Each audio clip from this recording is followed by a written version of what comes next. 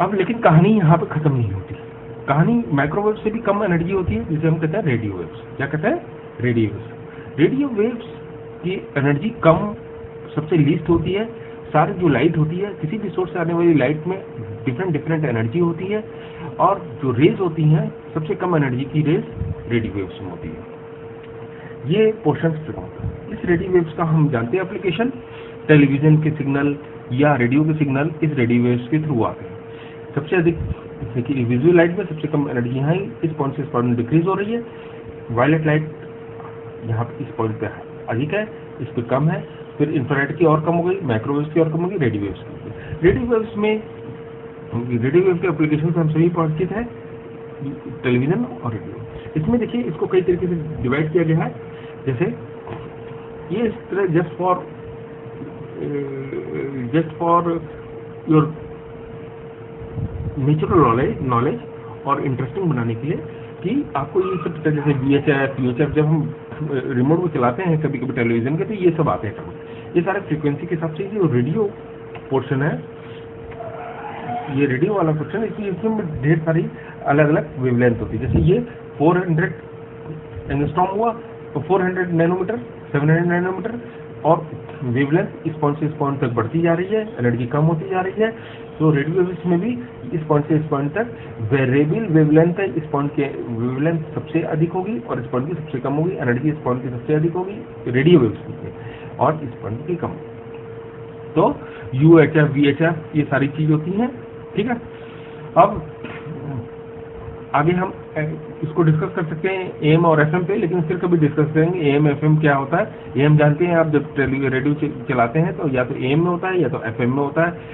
AM stands for amplitude modulated and FM stands for frequency modulated. ये है unmodulated wave. ये जब हम साउंड वेव्स ऐड करते हैं इन वेव्स को, ठीक है, ये लाइट वेव्स है, ये इलेक्ट्रोमैग्नेटिक वेव्स है, जिससे लाइट आती है। इसमें जो है जब हम साउंड हम ऐड करते हैं तो वो इस तरह का होता है, एम्पलीट्यूड इसका चेंज होता है, ठीक है। एम्पलीट्यूड इस पॉइंट से इस पॉइंट की दूरी है, उससे एम्पलीट्यूड चेंज होता है। इसे कहते हैं AM या एम्पलीट्यूड मॉड्यूलेशन। देखिए फ्रीक्वेंसी में क्या होगा, लेकिन इसमें ये देखिए दूरी एकदम फिक्स है। इसमें क्या है, एम्पलीट्यूड तो फिक्स है, लेकिन फ्रीक्वेंसी ये कहीं अधिक है, ये बहुत ज्यादा है, ये यहाँ कम है। इस तरह की चीजें होती हैं जो आप इंजीनियरिंग पढ़ेंगे। इसे कहते हैं frequency modulation. This is FM और AM। AM और FM के अलग अलग फायदे हैं। देखिए AM का ये है कि ये AM का ट्रांसमीटर है, जहाँ से रेडियो स्टेशन है, और इसने ट्रांसमिट किया तो ये यहाँ से रिफ्लेक्ट हो सकता है। रिफ्लेक्ट होने के बाद ये काफी दूरी तक जा सकता है, ठीक है। तो AM की रीच बहुत ज्यादा होती है, लेकिन AM में एक प्रॉब्लम है कि ये और जो डिस्टर्बेंसेस हैं उससे बहुत ज्यादा इफेक्ट होता है। अगल बगल की डिस्टर्बेंसेस होती हैं, उनसे बहुत इफेक्ट होता है, इसलिए इसमें क्लैरिटी नहीं होती है। क्लैरिटी के लिए हम FM का यूज करते हैं। FM में क्या होता है कि ये FM है, अगल बगल इसमें जो होता है, इसमें इसका इफेक्ट अदर सोर्सेज से, जो मैग्नेटिक सोर्सेज है इन इत्यादि से, या साउंड से सोर्सेज है, उससे जैसे बिजली कड़क गई तो ये इसको दिक्कत हो जाएगी। AM में क्लैरिटी नहीं, लेकिन FM में कोई असर नहीं पड़ेगा। FM में एक प्रॉब्लम ये है कि इसकी रीच बहुत ज्यादा नहीं होती, क्योंकि ये जो होती है ये ऊपर की तरफ जा रहे तो रिफ्लेक्ट होकर वापस नहीं आती, ये सीधे निकल जाती है। इसलिए FM की रीच ज्यादा नहीं होती और AM की। इस तरह से हमारा स्पेक्ट्रम में हमने इसको बताइए 4000 एंगस्ट्रॉम और 7000। ये याद नहीं करना है कि कितनी वेवलेंथ, बस इतना पता होना चाहिए कि इंफ्रारेड की इस डायरेक्शन में जाएंगे। तो इस तरह से अभी तक हमने स्पेक्ट्रम पढ़ा। ये विजुअल में रेड एंड में रेड से कम एनर्जी इंफ्रारेड की होगी, नाम से स्पष्ट है, इंफ्रारेड रेड है, ये इंफ्रारेड है। और फिर उसके बाद माइक्रोवेव्स हो, फिर रेडियो वेव्स हो, एनर्जी गोस ऑन। ये अब हम दूसरे एंड पे आते हैं। दूसरे एंड पे विजिबल लाइट के यहाँ वायलेट है।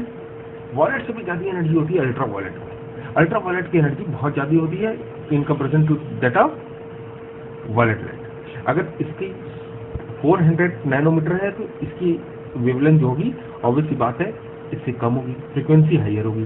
तो अल्ट्रा वायलेट की फ्रीक्वेंसी एनर्जी हाइयर होती है in comparison to that of violet, and wavelength is ये अल्ट्रा वायलेट है। अल्ट्रा वायलेट के आप यूज बहुत जगह करते हैं। एक तो ये जो कीड़ों को मारने के लिए जो लाइट इंसेक्ट्स को डिस्ट्रॉय करने के लिए ये लाइट का उपयोग आपने देखा होगा, होटल्स में होगा, घर होम्स में होता है, कई कई जगह और ऑफिस में होते हैं। तो इसमें क्या होता है, ये अल्ट्रावायलेट लाइट जनरेट करते हैं जिसकी तरफ जो इंसेक्ट्स होते हैं अट्रैक्ट होते हैं, और जिसके कारण जब आते हैं तो इनको इलेक्ट्रिसिटी शॉक लगता है और उसके बाद उनकी डेथ हो जाती है। ठीक है, ये इसमें लिखा है अल्ट्रावायलेट, ये बग जैपर्ट कहलाते हैं, ये स्पेशल नाम है इनका, बग जैपर्ट एलिमेंट होते हैं। और इसके अतिरिक्त ये जो सबसे बड़ी जो ओजोन लेयर में जो छेद हो रहा है उसका भी रीजन ये अल्ट्रावायलेट लाइट है। ये देखिए अल्ट्रावायलेट लाइट है, ये कई भागों में डिवाइड की गई, इससे मतलब नहीं है, ये ओजोन लेयर है जो स्ट्रेटोस्फीयर, जो एटमॉस्फेयर के डिफरेंट पार्ट करते हैं, ये ट्रोपोस्फीयर है, ये स्ट्रेटोस्फीयर है, ये मेसोस्फीयर है, ये आउटरस्फीयर है। ठीक है, एटमॉस्फेयर इतने पोर्शन में है, उसके बाद नहीं है, यानी हवा के पोर्शन में। ठीक है, यहाँ पे बीच में कहीं ओजोन लेयर है। ओजोन लेयर में जब ये अल्ट्रावायलेट रेज आती हैं, ठीक है, इनकी एनर्जी बहुत ज़्यादा है, इनके कुछ हार्मफुल और कुछ इनके हार्मफुल इफेक्ट होते हैं। अब ये हार्मफुल इफेक्ट में कुछ ये ओजोन लेयर जो होती है, जो देखिए यहाँ पे वेवलेंथ ज़्यादा है और यहाँ पे वेवलेंथ कम है, तो ये जो वेवलेंथ कम है इस एनर्जी को रोकने का काम ये ओजोन लेयर करती है, और जो हल्की होती है वेव्स अल्ट्रावायलेट की उसको पास कर देती है। लेकिन अगर इसमें होल हो जाएगा तो क्या होगा, ये हाई एनर्जी बीम जाएगी और उसके कुछ डेंजरस इफेक्ट होते हैं, वो हमारे डीएनए में चेंज कर देता है, वो हमारी स्किन को अफेक्ट करता है और हमें कैंसर जैसी बीमारियां भी जनरेट कर सकता है। अब ओजोन लेयर में जो होल होता है उसके अलग कई रीजन्स हैं। ठीक है, ये CFC रीजन है, हम आगे कभी डिटेल में डिस्कस करेंगे इसे। ठीक है, क्लोरोफ्लोरो कार्बन CFC। अब अल्ट्रावायलेट तो ये हुआ, अल्ट्रावायलेट की एनर्जी वायलेट एंड से होगी। अब यहाँ पे कहानी नहीं खत्म होती, एक्सरे होता है। एक्सरे का नाम हम सभी से परिचित है, एक्सरे की एनर्जी अल्ट्रावायलेट रे से भी ज़्यादा होती है, और स्पेशल प्रॉपर्टी इसकी यह है जैसे जनरेशन का तरीका भी अलग होता है, जो आप 12th में मैं बताऊंगा आपको। जब 12th में आप जाओगे आपके लिए ये मैंने पूरा लेक्चर डेडिकेट किया है। तो ये आप पढ़ा, ये देखिए ये एक्सरे है, ये अल्ट्रावायलेट रे है। ठीक है, ये एक्सरे है, एक्सरे की एनर्जी अल्ट्रावायलेट रे से भी ज़्यादा होती है। इसकी आपको वेवलेंथ पता होनी चाहिए, इसकी वेवलेंथ 1 एंगस्ट्रॉम की ऑर्डर का होता है। ये 4000 एंगस्ट्रॉम है और ये 1000 एंगस्ट्रॉम है, इसकी एनर्जी इससे कम होगी। ठीक है, 1 एंगस्ट्रॉम वेवलेंथ का मतलब है कि इससे 4000 टाइम स्ट्रॉन्गर। एक्सरे की जो एनर्जी होती है 4000 गुना होती है ये वायलेट लाइट, यानी काफ़ी तेज होती है। इसीलिए तो वो बॉडी में फ्लैश को पास कर जाती है, लेकिन वो बोन्स द्वारा रोक ली जाती है। फ्लैश को वो पास कर सकती है, जबकि ऑर्डिनरी लाइट फ्लैश को नहीं पास करती है, इसलिए हम एक्सरे का यूज़ करते हैं। और एक्सरे के हम मेडिकल साइंस में यूज़ करते हैं सबसे अधिक, और भी एप्लीकेशंस हैं। तो हमको कहने का मतलब है पूरा जो इलेक्ट्रोमैग्नेटिक, पहले ये देखिए ये विजिबल लाइट के स्पेक्ट्रम है, ये वायलेट एंड है, वायलेट से अधिक एनर्जी अल्ट्रावायलेट की, अल्ट्रावायलेट से अधिक एनर्जी एक्सरे की। लेकिन कहानी यहाँ भी नहीं खत्म होती, उससे भी तेज किरणें होती हैं। इतना पोर्शन केवल दिखाई देता है हमें।